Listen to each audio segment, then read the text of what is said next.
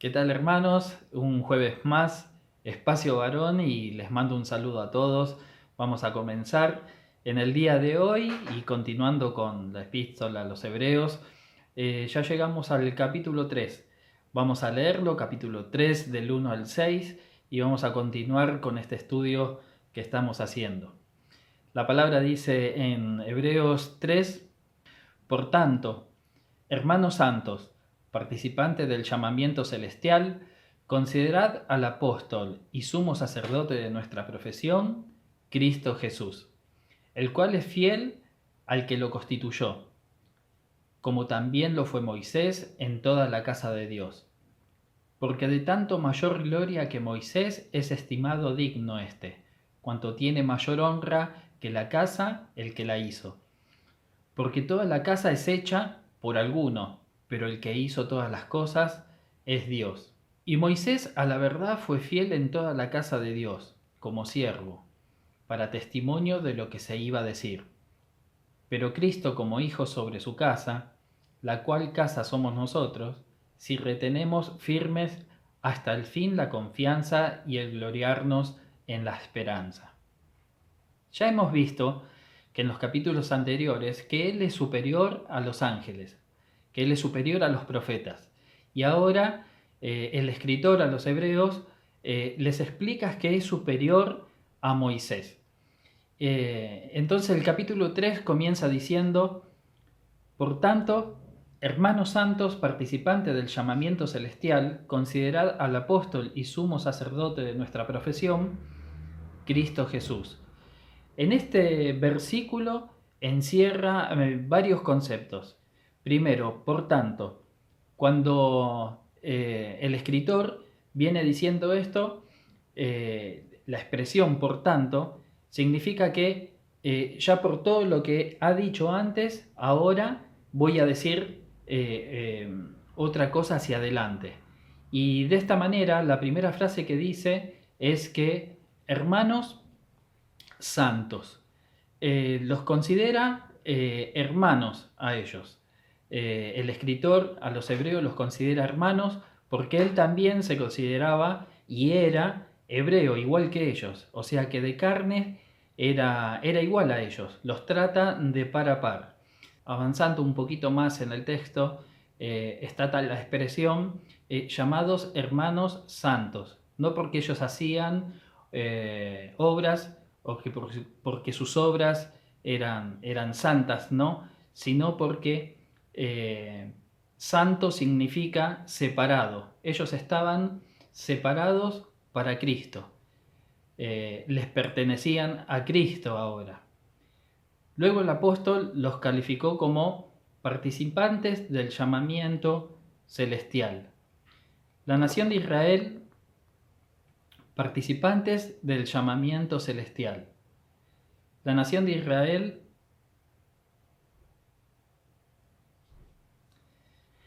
avanzando un poquito en el texto, y ahora hay una frase en donde les dice participante del llamamiento celestial. La nación de Israel tenía un llamado celestial. Todas las promesas del Antiguo Testamento dadas a Israel eran para su tierra, para su vivencia aquí en la tierra. A ellos les prometió fertilidad, les prometió cosechas abundantes y diversas cosas. Estas eran bendiciones físicas, aunque también les prometió bendiciones espirituales. Los hermanos que aquí fueron mencionados, participantes del llamamiento celestial, habían tenido un llamado terrenal, pero en ese momento ya habían avanzado, pertenecían a la generación de Israel que en aquella época que se habían vuelto a Cristo. Ahora veamos lo que continúa diciendo el escritor. Considerad al apóstol y sumo sacerdote de nuestra profesión, Cristo Jesús. Teniendo en cuenta otra versión, dice: considerad a Jesús el apóstol y sumo sacerdote de nuestra fe. Cuando esta palabra considerad es una palabra profunda, expresa o comunica el hecho de una atención minuciosa. Es una palabra que es muy significativa y tenemos que reconocer que significa que debemos dedicar a Jesús meditaciones y pensamientos en el debido tiempo, y profundas también. Dice también aquí la palabra considerad al apóstol. ¿Qué quiere decir con esto el escritor? El Señor Jesús era un apóstol en el sentido básico de la palabra. No necesitamos leer otro significado de esta palabra. Después de todo, ¿qué es un apóstol? Un apóstol es un enviado. Un enviado. Jesús fue enviado de Dios a esta tierra. Pero observemos también que añadió esto: considerad al apóstol y sumo sacerdote.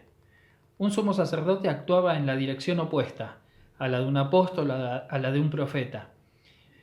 Un apóstol, un profeta viene de Dios con un mensaje hacia el hombre. Y sin embargo, un sumo sacerdote iba en dirección inversa. Un sumo sacerdote iba a actuar desde el hombre hacia Dios. Ahora Jesús es nuestro sumo sacerdote.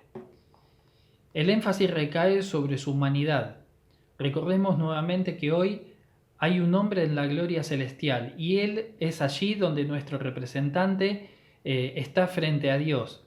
Jesús es un abogado para nosotros y Él nos defiende. Aquí el Señor Jesucristo comprende cómo nos sentimos hoy, comprende nuestra humanidad porque Él fue carne, Él fue hombre. Qué bueno es saber que ante Dios aboga Jesucristo, que también fue hombre y que tiene como esa doble función. Él fue enviado aquí como apóstol y trajo un mensaje de Dios, pero también es sumo sacerdote y nos defiende como abogado ante Él, ante Dios. Bueno, ahora llegamos al párrafo en donde trata el tema titulado allí, como lo está escrito en la Biblia: Cristo es superior a Moisés. A partir de este punto, el escritor se puso a mostrar que Cristo era superior a Moisés. Es que, habiendo mostrado la superioridad de Cristo sobre los profetas, de parte de Dios en el Antiguo Testamento, y habiendo demostrado su superioridad sobre los ángeles, después tuvo que demostrar que era superior a Moisés. Y esto es hasta el día de hoy un personaje muy importante para los hebreos, para los israelitas, Moisés. Y esto es lo que el escritor a los hebreos procedió a demostrar. Leamos el versículo 2 de este tercer capítulo de Hebreos: el cual fue fiel al que lo constituyó, como también lo fue Moisés, de toda la casa de Dios. Aquí el escritor aseguró que el Señor Jesús fue fiel al que lo constituyó. Él fue fiel al descender a esta tierra para representar a Dios ante el hombre, y Él es fiel representándonos ante Dios también, como dijimos anteriormente. Y continúa diciendo, como lo fue Moisés en toda la casa de Dios. Dios dijo que Moisés fue fiel. ¿Cómo entonces fue superior a Moisés? Leamos el versículo donde este tercer capítulo de Hebreos dice: porque de tanta mayor gloria que Moisés es estimado digno o sea, el Señor Jesús, cuánto mayor honra que la casa tiene el que la hizo. Cuánto mayor honra que la casa tiene el que la hizo. Tiene mayor honra el que la hizo que la casa misma. Entonces, Cristo Jesús Él constituyó, Él realizó la casa. Él es el creador. Toda casa tiene un constructor. Uno no puede tener una casa sin un constructor, sin alguien que la realice, que la desarrolle. No se hace por sí sola una casa. Pero aquí se añade, pero el que hizo todas las cosas es Dios. El Señor Jesús es Dios y Él es el creador de todas las cosas.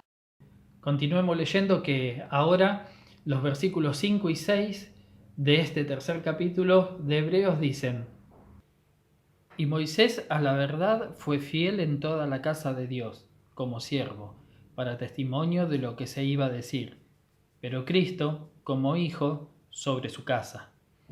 Y esa es la casa, y esa casa somos nosotros, con tal que retengamos firmes hasta el fin la confianza y el gloriarnos en la esperanza.